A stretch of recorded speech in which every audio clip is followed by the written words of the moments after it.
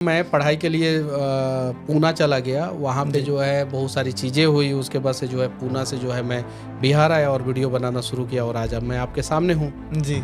तो मनीष जी, क्योंकि आप पुणे गए और वो एक होता भी है नॉर्थ और पुणे का थोड़ा सा ज़्यादा सीन होता है, पुणे नहीं, पुणे मुंबई पूरे महाराष्ट्र में भी।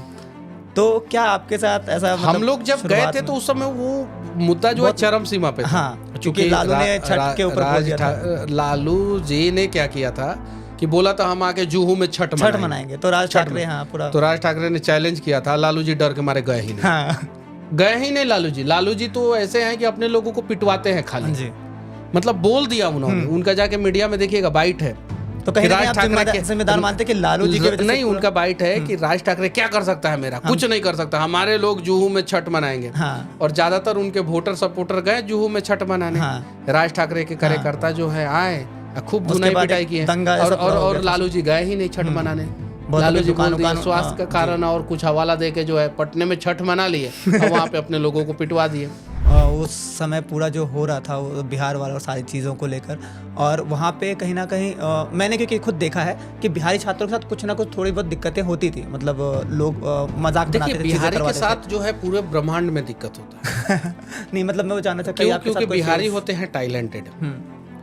उस कॉलेज में भी जो है ज्यादातर ब्रांच में जो है टॉपर बिहारी होते हैं। बिहारी होते हैं टैलेंटेड, मेहनती होते। तो क्या आपको अभी कभी 1990 से पहले बिहारी का मतलब होता था कि बड़ा अधिकारी होगा। 1990 से लेके 2005 तक बिहारी का मतलब होता था कि तैयारी कर रहा होगा। और 2005-10 के बाद जो है बिहारी का मतलब हो गया कि बिहारी होगा तो मजदूर होगा। ये चीजें हैं। ये बिहारी का जो है पिछले 40 साल में जो है मतलब कि रिफॉर्म हुआ बिहारी का मतलब। उस फिल्म में मनीष कश्यप कहाँ हूँ?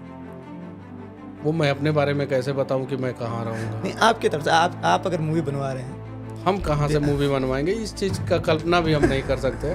बस इतना जानिए कि बिहार पे अगर फिल्म बनेगा तो नायक जो है आजाद बिहार पे, मतलब आजादी के बाद से अगर बने तो नायक जो है श्री कृष्ण सिंह जी होंगे और विलेन जो है लालू जी होंगे। और ओवरऑल बिहार पे बने तो नायक जो है चंद्रगुप्त मौर्य होंगे, चाणक्य होंगे और विलेन वहाँ पे भी लालू जी होंगे। क्यों वहाँ पे फिर बख्तियार खिलजी क्यों नहीं होगा जिन्होंने पूरा नालंदा जला दिया था?